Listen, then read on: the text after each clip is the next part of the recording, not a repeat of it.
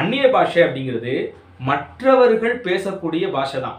அதாவது உங்களுக்கு ஆங்கிலம் தெரியாத ஒரு நபர் ஆங்கிலத்திலே பேசுறதோ அல்லது இந்தியில பேசுறதோ தெலுங்குல பேசுறதோ உருதுல பேசுறது தான் அந்நிய பாஷையை ஒழிய வளர்றது அந்நிய பாஷை இல்லை அப்படிங்கிறத நம்ம ஆழமா அழுத்தம் திருத்தமா அந்த இடத்துல பேசியிருப்போம். கடவுள் 9 வரங்கள்ல ஒரு அருமையான வரம் என்ன வரம்னு கேட்டீங்கன்னா இந்த அந்நிய பாஷை வரம். அதாவது மற்றவர்கள் பேசக்கூடிய மொழி. இந்த மொழி அன்னைக்கு அவங்க பேசுனதுனால தான் எல்லா மக்களுக்கும் அவங்க தாய்மொழியில ஆண்டவர் அன்புள்ளவர், ஆண்டவர் ரட்சகர், ஆண்டவர் உங்களுக்காக ரத்தம் சிந்தினாருங்கிற சத்தியத்தை எல்லாருக்கும் கொண்டு போனாங்க. ஸோ இன்னைக்கு உளறது தான் தப்பானது விஷயம் சொல்றோம். அவர் அந்த வேலையில கொடுத்துட்டாரு. ஆங்கிலம் தெரியாத ஒருவர் என்ன செய்யறாராம், இங்கிலீஷ்ல அவங்க பேசினதை நான் அறிவேன் அப்படிங்கிறாரு. அறிவேன்னு சொல்லிட்டு என்ன சொல்றாருன்னா, உங்களுடைய எல்லா வியாக்கியானங்களும் சரியானதில்லை, ஆண்டவர் கிருபையால் நான் அந்நிய பாஷை பேசுவேன். கேட்கிறவர்கள் என்ன செய்யறாங்களா, உணர்வு அடைந்துள்ளனர் அப்படிங்கிறாங்க. ஆமா, நீங்க போய் ஆங்கிலேயர்கள்ட்ட ஆங்கிலம் பேசுனீங்கன்னா, அந்த ஆங்கில மொழி மூலியமா இயேசுநாதர் அறிவிச்சிட்டீங்கன்னா கண்டிப்பா உணர்வடைவாங்க. ஒரு தமிழர்கள்ட்ட போய் உங்களுக்கு தெரிஞ்ச தமிழ்ல நீங்க பேசுனீங்கன்னா அவங்க என்ன செய்வாங்க, தமிழ்ல அவங்களுக்கு புரியறனால அவங்க உணர்வு அடைவாங்க. ஆனா ஒரு தமிழர்கள்ட்டையோ இங்கிலீஷ்கிட்டயோ ஒரு தெலுங்குகிட்டயோ போய் ரிஷா தாரா தூர் ரபாலாரா தாங்கன்னா உணர்வெல்லாம் அடைய மாட்டாங்க. விவரம் தெரிஞ்சவங்க கடுப்பு எரிச்சல் தான் அடைவாங்க. ஸோ இது என்ன சொல்றதுன்னு தெரியல. அவங்களுக்கு ஒரு உண்மை தெரியுது, ஆனா சரியாக ஆராய்ச்சி பார்க்காம இன்னும் அந்த மடமைக்குள்ளே கிடக்கிறதுங்கிறது சரியான விஷயம் இல்லை. ஸோ அந்நிய பாஷை என்ன புரிஞ்சுருப்பீங்கன்னு நினைக்கிறேன். ஸோ அடுத்த கேள்வியை நம்ம என்ன செய்யலாம் பார்க்கலாம். அடுத்து ஒருத்தர் கேள்வி கேட்டுக்காரு. 6 மாதங்களுக்கு முன்பு அந்த போதகரை போல் இல்லை, வீடியோவில் காட்டப்படும் போதகர் போலியாக தெரிகிறது. ஆனால் உண்மையான அபிஷேகம் வந்தால் மக்கள் விழுவார்கள், ஏனென்றால் அது ஆவிக்குரிய விஷயங்கள் அப்படின்னு ஒரு பிரதர் சொல்லியிருக்கிறார். என்ன சொல்லியிருக்காரு, அந்த பின்னிட்டு விழுவது தப்பு, பாவம். ஆண்டவர் பின்னிட்டு விழ செய்ய மாட்டாரு. பின்னிட்டு விழ செய்வது ஆவியானுடைய செயல் அல்ல அப்படின்னு ஒரு வீடியோ நம்ம பேசியிருக்கிறோம். அந்த வீடியோவுக்கு கீழே தான் இவர் என்ன செய்யறாரு, பேசுறாரு. அதாவது நாம ஒரு வீடியோ கிளிப் அதுல போட்டு அந்த விஷயத்தை பேசியிருப்போம். அந்த வீடியோ கிளிப்புக்குள்ள இருக்கிற போதகர் கள்ள போதகர் மாதிரி தெரியுதான். ஆனா உண்மையிலேயே ஆவியானவர் தொட்டாருன்னா மக்கள் விழுவாங்க. ஏன் அப்படின்னா இது ஆவிக்குரிய விஷயம் அப்படின்னு சொல்லியிருக்காரு. சரி, பைபிள்ல எந்த இடத்துல ஆவியானவர் தொட்டு விழுந்தாங்க, ஆவிக்குரிய விஷயம் சொல்லியிருக்கிறீங்களா இல்லையா? அப்ப ஆவியானவர் ஒரு மனிதனை தொடும்போது தள்ளாடுகிற ஒரு மனிதனை உறுதிப்படுத்துகிறார் ஆவியானவர். ஆவியானவர் ஒரு இடத்துல வரும்போது அங்க விடுதலை வரும். ஆவியானவர் ஒரு இடத்துல வரும்போது அவன் பக்தி விருத்தி அடைவான்.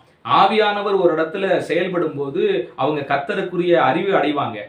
உங்களுக்குள்ள இருக்கிற பரிசுத்த ஆவியானவர் அன்பின் ஆவியானவர் என்று வேதம் சொல்லுகிறது. அவர் கட்டுப்பாட்டின் உங்களை கண்ட்ரோல் பண்ணி நடத்துவார் என்று வேதம் சொல்லுது. அப்ப ஆவியானவரை குறித்து இவ்வளவு வெளிப்பாடு வசனங்கள் இருக்கும்போது ஆவியானவர் தொட்டா விழுவாருங்கிறது எந்த வசனத்தின் அடிப்படை நீங்க நம்புறீங்க, ஏன் விழுகிறீங்க? ஸோ இவர் கேட்டிருக்க அந்த கேள்வி ஒரு தவறான விஷயம்தான். எந்த கூட்டத்திலையும் அது பெரிய ஊழியக்காரங்களோ சின்ன ஊழியக்காரங்களோ யாரு கை வச்சு நீங்க பொத்துன்னு கீழே விழுந்தாலும் அது தப்பு தான். ஏன்னா உங்களுக்குள்ள அசுத்தாவி இருந்துச்சுன்னா விழலாம். ஏன்னா அசுத்தாவியை ஆண்டவர் மிரட்டும் போது கீழே உருண்டு பெறன்றதெல்லாம் அது ஓகே. ஆவிக்குரிய பிள்ளைகளாகிய தேவனுடைய பிள்ளைகளாகி நீங்க உங்களுக்குள்ளேயே பரிசுத்தாவியானவர் இருக்கிறாரு, உங்களுக்குள்ளேயே ஆவியானவர் இருக்கிறார். நீங்க தேவனுடைய ஆலயமா இருக்கிறீங்க. நீங்க ஒரு ஆள் டச் பண்ண போற பொத்துன்னு உருண்டு ஏதோ பேய் பிடிச்ச மாதிரி உருள்றதும் பெறல்றதும் பெணாத்துறதும் அது ஒரு ஆவிக்குரிய மனிதர்களுக்கு ஏற்ற விஷயம் இல்லை. ஸோ மனம் திரும்புங்க. நம்ம அடுத்த கொஸ்டின் என்ன செய்யலாம் பார்க்கலாம். அடுத்த கொஸ்டின் ஒருத்தர் கேட்டிருக்கிறாரு. மனம் மாறுங்கள், மதம் மாறுங்கள், மணாளனை மாற்றுங்கள், மணவாட்டியை மாற்றுங்கள், வழிபாட்டை மாற்றுங்கள், தாய் தந்தை மாற்றுங்கள், வேதத்தை மாற்றுங்கள், முன்னோரை மாற்றுங்கள், சுயநலமாக வாழ அனைத்தையும் மாற்றுங்கள், நல்லதே. ஆனா இயேசு கிறிஸ்து என்று மாறாதவராய் இருக்கிறார், அதையும் கூறுங்கள் அப்படின்னு சொல்லி ஒரு வீடியோல அவர் என்ன செய்யறாரு, கீழே கமெண்ட் பண்ணியிருக்கிறார். ஸோ எல்லாத்தையும் மாத்துங்க, ஆனா இயேசு கிறிஸ்து மட்டும் மாறாதவர், மற்ற வழிபாட்டுக்குரியவங்க எல்லாம் அதெல்லாம் மாத்திக்கிட்டு இயேசு கிறிஸ்துக்குள்ள வாங்க, உங்க வேதத்துல எல்லாம் தப்பா சொல்லப்பட்டிருக்கு, உண்மை வேதத்துக்கு வாங்க அப்படின்னு சொல்றோம் பாத்தீங்களா? அதனால அவர் அப்படி ஒரு கமெண்ட் பண்ணியிருக்கிறாரு. எல்லாத்தையும் மாத்துங்க, மதம் மாறுங்க, மணவாளனை மாற்றுங்க, மணவாட்டியை மாற்றுங்க, வழிபாட்டை மாற்றுங்க, தாய் தந்தையை கூட மாத்துங்க, வேதத்தை மாத்துங்க, ஆனா இயேசு கிறிஸ்து மாறாதவர்னு போதிங்க அப்படிங்கிற மாதிரி அவர் ஒரு கேள்வி வச்சிருக்கிறாரு.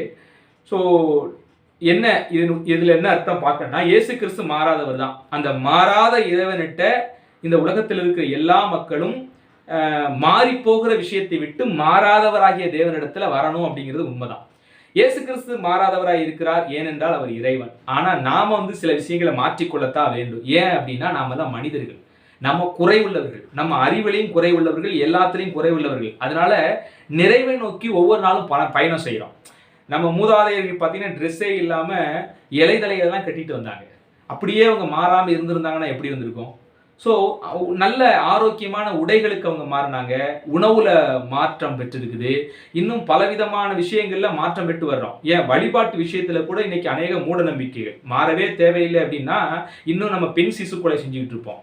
இன்னும் கணவன் இறந்துட்டான்னா மனைவியை தூக்கி போட்டு கொளுத்தி அவங்களே எரிச்சு கொலை செஞ்சுக்கிட்டு இருப்போம்.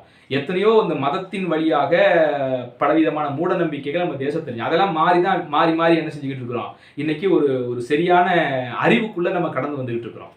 ஸோ மாற்றங்கள் நம்முடைய வாழ்க்கையிலே அது தேவை. அந்த மாற்றங்கள் நமக்கு வேணும். ஏன் அப்படின்னா நாம குறைவுள்ளவர்களாக இருக்கிறனால நிறைவை நோக்கிய மாற்றங்கள் நம்முடைய வாழ்க்கையில் அவசியம். ஆனா இறைவன் மாறாதவராக இருக்கிறார். ஏன் அப்படின்னா அவர் குறைவில்லாதவராக இருக்கிறார், அவர் நிறைவானவராக இருக்கிறனால தான் அவர் மாறாதவராக இருக்கிறார். ஸோ இவர் ஏதோ ஒன்று குழப்பிக்கிட்டு ஏதோ ஒரு தவறான நம்பிக்கையிலேருந்து இந்த கமாண்டை போட்டிருக்காரு. ஸோ நம்ம மாறித்தான் ஆகணும். பொய்க்குள்ளே இருக்கிற நம்ம உண்மைக்கு நேராக மாறித்தான் ஆகணும். இருட்டுக்குள்ளே இருக்கிற நம்ம வெளிச்சத்துக்கு நேராக மாறித்தான் ஆகணும். இப்படி மாற்றங்கள் நம்முடைய வாழ்க்கையில தேவைப்படுகிற ஒன்றாக இருக்கிறது. ஏன்னா நாம குறைவுள்ளவர்கள், அதனால மாற்றத்தை நோக்கி கடந்து போக வேண்டியதாக தான் இருக்கு.